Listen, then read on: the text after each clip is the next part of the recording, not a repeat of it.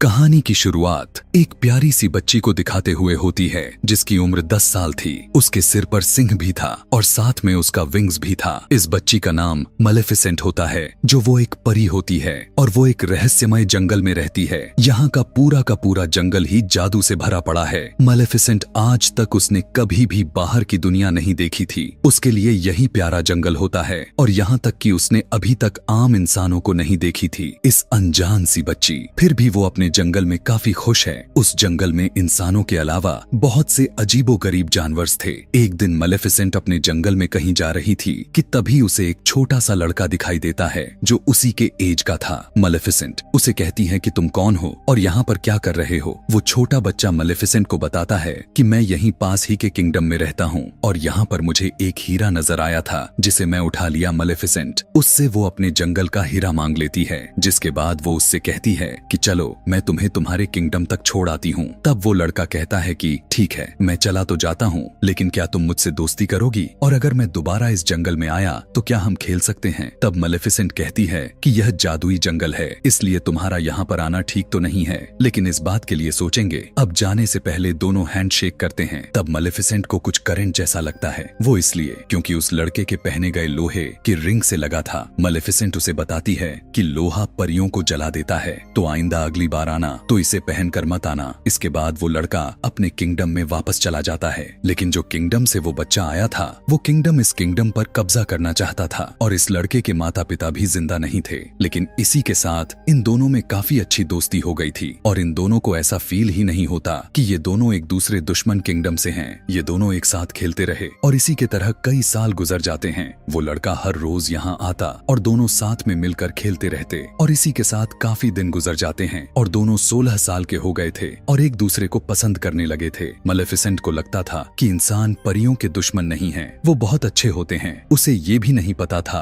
कि उनमें ग्रिड यानी लालच भी होती है। एक दिन मेलेफिसेंट सोचने लग जाती है कि उस लड़के को आए हुए काफी दिन गुजर गए हैं और उसे उस लड़के की एक और बात याद आती है। उसने कहा था कि जब मैं बड़ा हो जाऊंगा तब मैं अपने किंगडम पर कब्जा करूंगा और यहाँ के किला को भी मैं हासिल कर लूंगा। यानी मेलेफिसेंट को उस समय भी याद नहीं आया था कि वो लड़का कितना लालची था। कुछ दिन बाद मेलेफिसेंट देखती है कि दूसरे किंगडम का राजा अपने सोल्जर के साथ कब्जा करने आया है। मेलेफिसेंट अपने जंगल की परी होती है और वो अपने जंगल को प्रोटेक्ट करना अच्छे से जानती थी। वो उनके सामने आ जाती है और अब वो काफी ज्यादा पावरफुल थी। वो राजा से कहती है कि तुम अंदर नहीं आ सकते, तो राजा कहता है कि मैंने तुमसे तो नहीं पूछा। और इसी के साथ वो अपने लोगों को ऑर्डर देता है कि मुझे इस परी का डेड बॉडी चाहिए। जिसके बाद राजा का आर्मी जंगल की तरफ जाने लगती है, लेकिन जंगल से अजीबोगरीब क्रिएचर्स घोड़े पर बैठे हुए सोल्जर पर अटैक कर देते हैं और अब राजा और उसकी आर्मी पूरी तरह से जख्मी हो जाती है। सारे के सारे इंसान वहाँ से डरकर भागने लगते हैं कि ये जंगल तो जादुई है और हम सभी यहाँ पर आकर गलती कर दी है।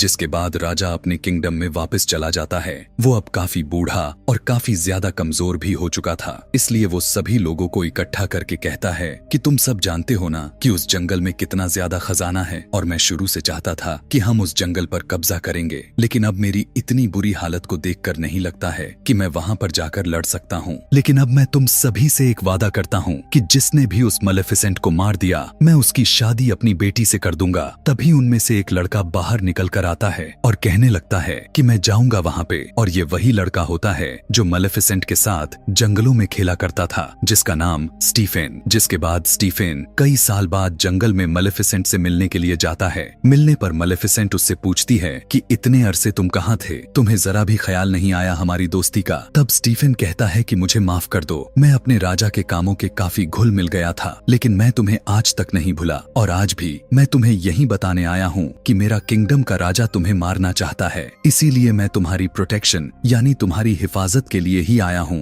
और आपस में बातें करने लगते हैं। मलेफिसेंट उससे कहती है कि मैंने तुम्हें माफ किया। अब यहाँ पर उसे तो बिल्कुल भी नहीं पता था कि इंसान किस कदर बुरे होते हैं और यह कहते हुए वो उस पर यकीन कर लेती है। लेकिन स्टीफेन बहुत ज्यादा लालची इंसान था। वो उसे नशे की दवाई पिला देता है पानी में और पीते ही वो एकदम से बेहोश हो जाती है। जिसके बाद स्टीफेन अपने चाकू से उसे मारने की कोशिश करता है, लेकिन वो इसमें नाकाम बेजाम रह जाता है। अगली सुबह जब मलेफिसेंट आंखें खोलती हैं तो वो देखती है कि उसके तो पर ही नहीं होते, उसके पीठ पर काफी ज्यादा जख्म होता है। उसे यह देखकर अपने आंखों पर यकीन ही नहीं हो रहा था और वो दर्द से चिल्लाने लगती है क्योंकि अब वो पहले जैसा परी नहीं रही। दूसरी तरफ हम देखते हैं कि स्टीफेन मलेफिसेंट का पर लेकर उसी राजा के पास जाता है और कहता है कि मैंने किया हुआ वादा पूरा कर दिया। इस काम से राजा काफी खुश हो जाता है और वो उसे इस किंगडम का राजा बना देते हैं। दूसरी तरफ जंगल में हमें मलेफिसेंट दिखाई जाती है जो कि काफी उदास थी क्योंकि अब वो उड़ नहीं सकती थी। वो एक जंगल में जा रही होती है, तब वो देखती है कि एक शिकारी एक कौवे को मारने वाला था। उसे यह देखकर रहा नहीं जाता, इसलिए वो फौरन उस कौवे को इंसान बना देती है। वो शिकारी डर कर वहाँ से भाग जाता है।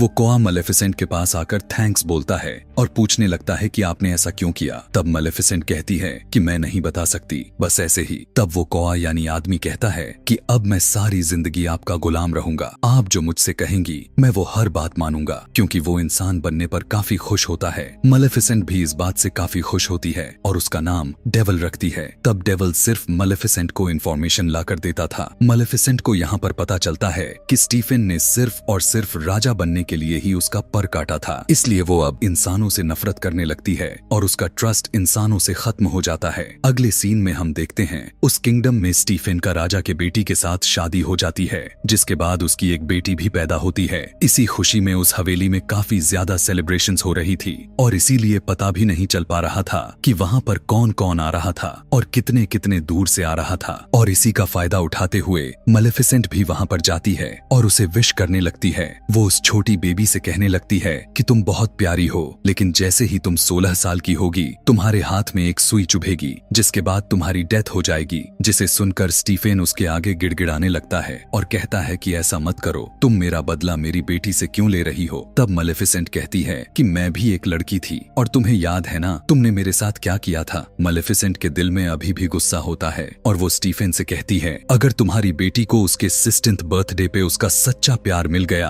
तो उसकी जान बच सकती है। स्टीफेन इस बात से काफी परेशान हो जाता है और फौरन 3 छोटी छोटी सी परियों को बुलाता है और कहता है कि मेरी बेटी को यहाँ से कहीं दूर लेकर चली जाओ और जब तक ये 16 साल की नहीं हो जाती इसे यहाँ पर मत लेकर आना, वरना इसके दिए गए श्राप सच हो जाएगा। जिसके बाद वो अपने आर्मी को लेकर जंगल पर अटैक करने के लिए निकल जाता है क्योंकि जंगल पे अब पूरी तरह से कब्जा करना चाहता था। लेकिन यहाँ पर मलेफिसेंट ने अपने पावर से पहले से जंगल के बाउंड्रीज को कवर कर दिया था और अब कोई भी इंसान उस जंगल में नहीं आ सकता था। आगे हम देखते हैं उस प्रिंसेस को जिसका नाम अरोरा था, जो स्टीफेन की बेटी भी होती है। वो तीनों परियां उसे लेकर बहुत दूर चली जाती हैं, लेकिन मलेफिसेंट को पता था कि आखिर वो कहाँ पर है। जब वो उसके पास जाकर उसे डराने की कोशिश करती है, लेकिन वो छोटी बच्ची रोने की जगह हंसने लगती है। उसे ऐसा करते हुए देखकर उसे काफी अच्छा लगने लगता है। वो पिघलने लगती है क्योंकि मलेफिसेंट एक अच्छी परी थी।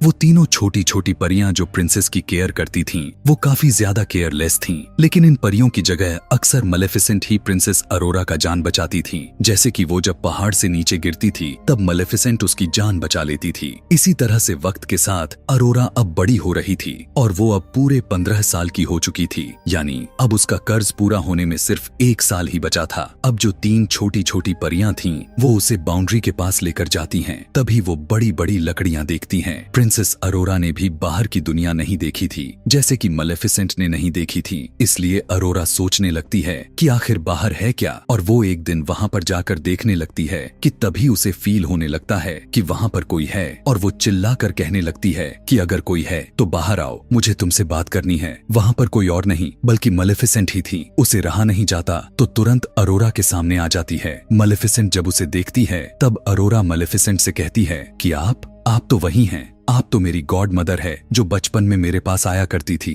और मेरा ख्याल रखती हैं, लेकिन कभी मेरे सामने क्यों नहीं आई। मैं आपको पहचानती हूँ और मुझे आपके साथ में वो कौवा भी बहुत अच्छा लगता है। मलेफिसेंट को उसकी बातें सुनकर उसके चेहरे पर मुस्कान से भर जाते हैं, क्योंकि वो बहुत अच्छी परी जो थी और अब वो अरोरा से प्यार करने लगती है और अब वो नहीं चाहती थी कि जो मैंने उसे श्राप दिया था उसे वो लग जाए। वो दोनों एक साथ रहने लगी थी, दोनों एक माँ बेटी की तरह साथ में रहती और एक दूसरे का ख्याल रखती। एक दिन जब प्रिंसेस अरोरा सो रही थी तब मलेफिसेंट उसके पास आकर अपने श्राप को वापस लेने की कोशिश करती है, लेकिन अब उसे पता चलता है कि इतने सालों पहले के दिए गए श्राप अब उसे वापस नहीं किया जा सकता। और इसी बात को लेकर मलेफिसेंट काफी परेशान भी थी, क्योंकि उसका 16वां बर्थडे आने ही वाला था। इसलिए अब वो दुआ करने लगती है कि जल्द ही इसे इसका सच्चा प्यार मिल जाए, ताकि उसकी यह कर्ज रिवर्स हो जाए। सुबह में हम देखते हैं कि जंगल में मलेफिसेंट और अरोरा दोनों बातें कर रही होती हैं। प्रिंसेस अरोरा मलेफिसेंट से पूछती है कि आपके पर कहाँ गए? यहाँ पर सारी परियों के पर होते हैं, लेकिन आपकी तो नहीं है।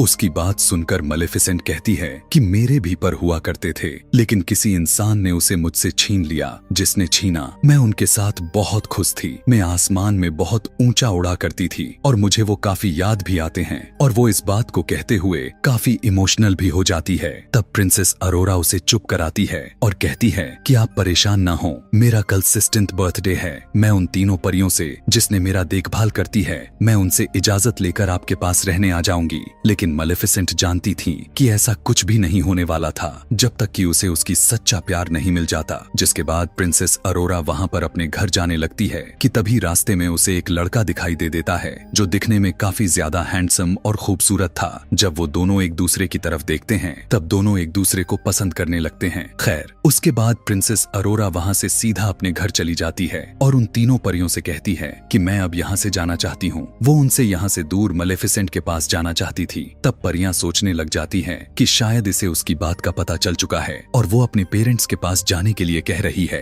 इसलिए वो तीनों परियां उसे सारा कुछ सच सच बता देती है कि आखिर उसके साथ क्या हुआ था, और यह भी कहती हैं कि एक मलेफिसेंट नाम की एक परी है जो तुम्हारी जान लेना चाहती है। इस बात को सुनकर अरोरा को उसकी बातों पर यकीन नहीं आता। वो काफी उदास होकर मलेफिसेंट के पास जाती है और उससे कहती है कि क्या जो मैं सुना वो सारा कुछ सच है? तब मलेफिसेंट उससे कहती है कि हाँ, यह सब सच है। मैंने तुम्हें श्राप दिया था, लेकिन अब मेरा दिल बदल चुका है। यह सब मैंने तुम्हारे फादर की वजह से किया था। मैं भी अब नहीं चाहती कि तुम मर जाओ। मैं तुमसे बहुत प्यार करती हूँ। लेकिन प्रिंसेस अरोरा काफी ज्यादा हर्ट हो जाती है और वहाँ से चली जाती है। वो सीधा अपने फादर यानी स्टीफन के गले में लग जाती है और रोते हुए अरोरा अपने डैड से कहती है कि मैंने आप लोगों को बहुत मिस किया। मुझे लगता था कि शायद मैं अकेली हूँ। लेकिन यहाँ अब स्टीफन को उन तीनों परियों पर काफी ज्यादा गुस्सा आता है और वो कहता है कि तुमसे मैंने कहा था कि इसे उसके 16th बर्थडे के एक दिन बाद लेकर आना था, तो एक दिन पहले क्यों लेकर चले आए? और उसका कर्ज पूरा भी होने वाला था।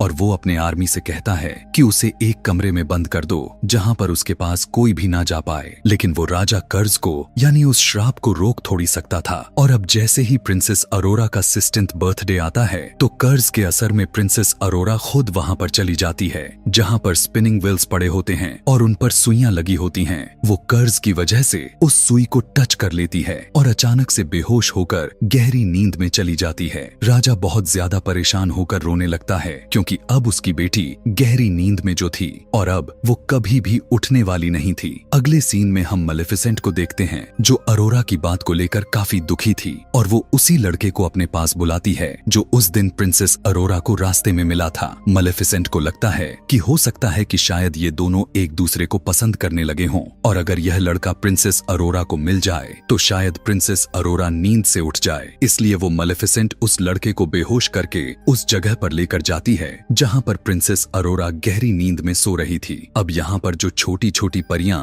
स्टीफन राजा के पास आकर कहती हैं कि आप प्रिंसेस अरोरा के माथे पर किस करें, शायद इससे वो जाग जाए। आप तो उसके पिता हैं और आप भी तो उससे प्यार करते हैं, या हो सकता है आप ही उसका सच्चा प्यार हो। तब स्टीफन गुस्से में आकर उन तीनों परियों से कहता है कि नहीं, मैं कभी भी किसी का सच्चा प्यार तो बिल्कुल नहीं हो सकता। मैंने ही मलेफिसेंट को धोखा दिया और वही वजह है जो यह सब मेरी बेटी के साथ हो रहा है। और अब जब मलेफिसेंट लड़के को लेकर यहाँ पर आती है, तब वो लड़का वो उसके पास जाकर उसे देखने लगता है। तब भी प्रिंसेस अरोरा नहीं जागती। मलेफिसेंट को पता चल जाता है कि यह उसका ट्रू लव तो नहीं है और वो इस बात को लेकर काफी ज्यादा रोने लग जाती है और उसे अपने गलतियों का एहसास होने लगा था और उससे कहती है कि मैं तुम्हें बहुत याद करूंगी, मैं तुम्हारी स्माइल को काफी मिस करूंगी। यह कहते हुए मलेफिसेंट उसके माथे पर किस करती है और वहां से जाने लगती है। लेकिन तभी उसके पीछे से आवाज आती है, आप कहाँ जा रही हो? और यह आवाज प्रिंसेस अरोरा की होती है। उसका सच्चा प्यार कोई और नहीं बल्कि मलेफिसेंट मेलेफिसेंट ही थी, क्योंकि वो उसे दिल से प्यार करती थी। प्रिंसेस अरोरा मेलेफिसेंट से कहती है कि मैं आपके साथ जंगल में चलूंगी। तब मेलेफिसेंट उसे अपने साथ लेकर जाने लगती है कि तभी स्टीफेन के लोग उस पर जाल डाल देते हैं। वो लोहे का जाल होता है जो कि परियों को जला सकता था। यहाँ पर सभी सोल्जर मिलकर मेलेफिसेंट को काफी बुरी तरह से मारने लगते हैं। गुस्से में आकर मेलेफिसेंट अपने कौवे को ड्रैगन बना देती है और वो कौवा ड्रैगन बनते ही अपने मुंह से आग निकालने लगता है और सभी सोल्जर को जलाकर राख कर देता है, जिसके बाद मेलेफिसेंट आजाद हो जाती है। लेकिन तभी वहाँ पर किंग स्टीफेन अपने लोगों के साथ आ जाता है और उसने अपने शरीर पर लोहे की शील्ड पहनी होती है ताकि वो हमेशा के लिए मेलेफिसेंट को जान से मार दे। यहाँ दूसरी तरफ प्रिंसेस अरोरा को मेलेफिसेंट का कटा हुआ पर नजर आ जाते हैं और वो पर अब मूव करने लगता है। ऐसा लग रहा था उसे भी पता चल गया है कि मेलेफिसेंट यानी उसकी मालिक उसके पास आई हैं, जिसके बाद प्रिंसेस अरोरा उस पर को आजाद कर देती है और वो पर तुरंत जाकर मेलेफिसेंट के पीछे लग जाता है। मेलेफिसेंट अब तैयार थी उड़ने के लिए और वो स्टीफेन को अपने साथ उड़ाकर आसमान में लेकर जाती है। स्टीफेन उस पर अटैक करने लगता है जिससे दोनों ही नीचे गिरने लगते हैं और स्टीफेन ने मेलेफिसेंट के पर को पकड़ा होता है ताकि वो उड़ ना सके। लेकिन जैसे ही वो दोनों जमीन पर गिरने वाले होते हैं, मेलेफिसेंट अपने पर को खोल लेती है और उड़ जाती है। लेकिन इस वजह से स्टीफेन जमीन पर गिरकर मर जाता है। यानी अब ये लालची आदमी इस दुनिया में नहीं रहा। अगली सुबह में हम देखते हैं कि मेलेफिसेंट उन सभी बाउंड्रीज को हटा देती है जो उसने जंगल को घेरा हुआ था। वहाँ पर अब दोबारा से फूल खिलने लगते हैं और उस जंगल के सभी लोग मजे से रहने लगते हैं। जिसके बाद मेलेफिसेंट प्रिंसेस अरोरा से कहती है कि आज से तुम इस जंगल की रानी हो। इस तरह से वहाँ पर किंगडम और ये जंगल दोनों आपस में मिल जाते हैं और सभी के सभी हंसी खुशी से अपनी जिंदगी गुजारने लगते हैं। और यहीं पर मेलेफिसेंट का पार्ट 1 खत्म हो जाता है।